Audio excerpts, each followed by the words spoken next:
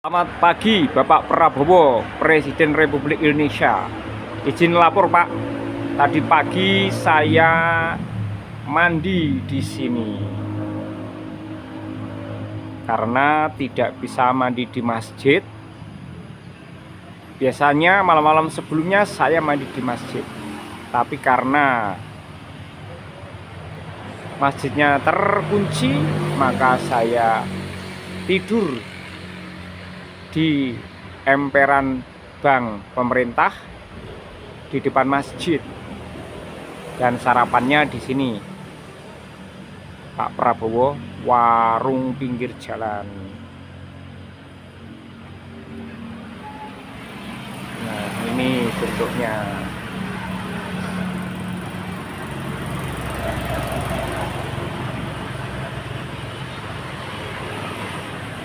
Sarapan Indomie rebus dan telur.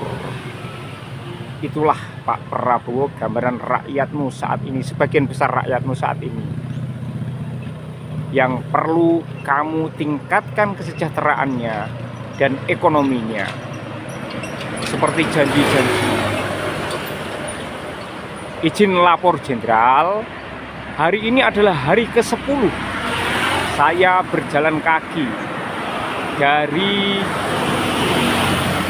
Jepara ke Jakarta demi bertemu denganmu untuk memberikan dan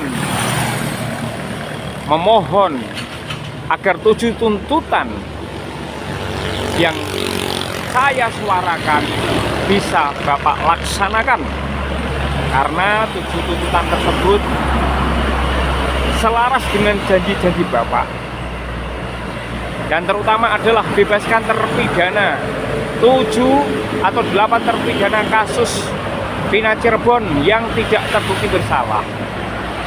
Karena dengan Bapak membebaskan itu, dan hanya Bapak saat ini di Indonesia yang bisa membebaskan mereka, maka Bapak akan betul-betul dihormati oleh rakyat kecil Indonesia yang tertindas, teraniaya.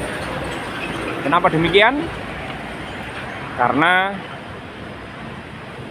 7 terpidana itu akan kehilangan masa depannya, karena harus dihukum seumur hidup, dikurung sepanjang hidupnya, yang seharusnya mereka bisa berkontribusi pada bangsa dan negara. Seperti kata Soekarno, berikan aku 10 pemuda, akan aku guncang dunia. Itu ada 7 pemuda, Pak. Dengan membebaskan mereka, Pak Prabowo, maka sekaligus janji-janjimu, beberapa janjimu itu terbukti langsung, yaitu penegakan hukum dan keadilan, kemudian pemberantasan mafia hukum,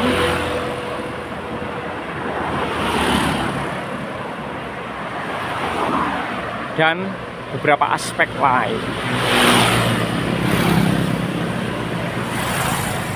Pak Prabowo, jika penderitaan mereka, siksaan yang mereka alami, fitnahan yang menerpa mereka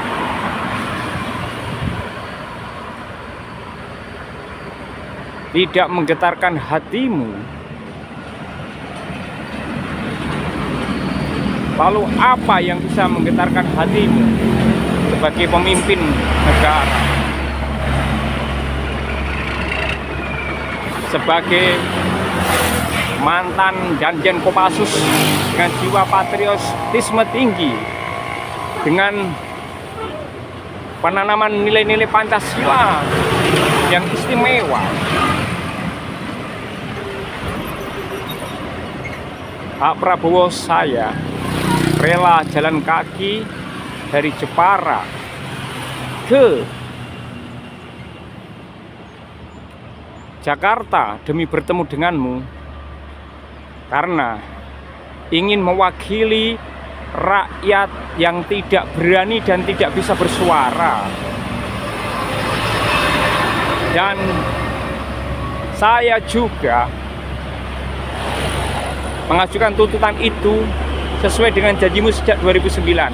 Dan jika Anda laksanakan Bapak, maka sebutan untuk macan Asia mulai pantas disandangkan pada Anda.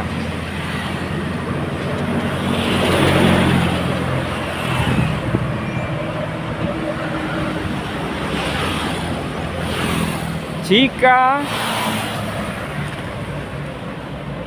ini Pak, saya sampai di Batang Pak, Subah, Kecamatan Subah Pak.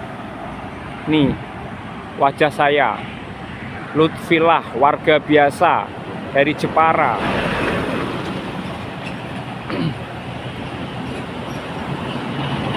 Jawa Tengah.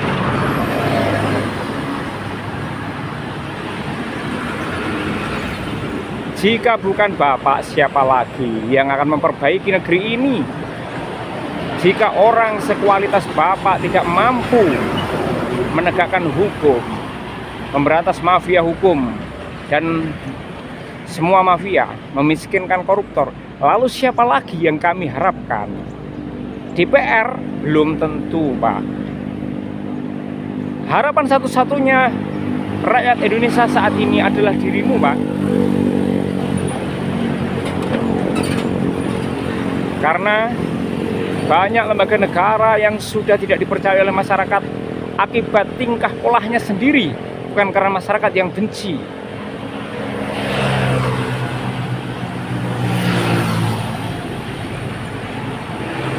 Saya rela meninggalkan anak istri, orang tua di rumah dengan rasa was-was mereka, dengan rasa deg-degannya demi bertemu denganmu dan mewakili rakyatmu. Jika tidak kita, siapa lagi? Jika tidak sekarang, kapan lagi, Pak? Itu semboyan Bapak juga kan? Bapak izin menginformasikan bahwa saya ikut mengumpulkan KTP di beberapa kabupaten di Jawa Tengah saat verifikasi partaimu, Partai Gerakan Indonesia Raya, untuk bisa mendaftar sebagai peserta pemilu yang akhirnya Bapak bisa menjadi calon wakil presidennya Bu Megawati. Itu semua juga karena rakyat, Pak.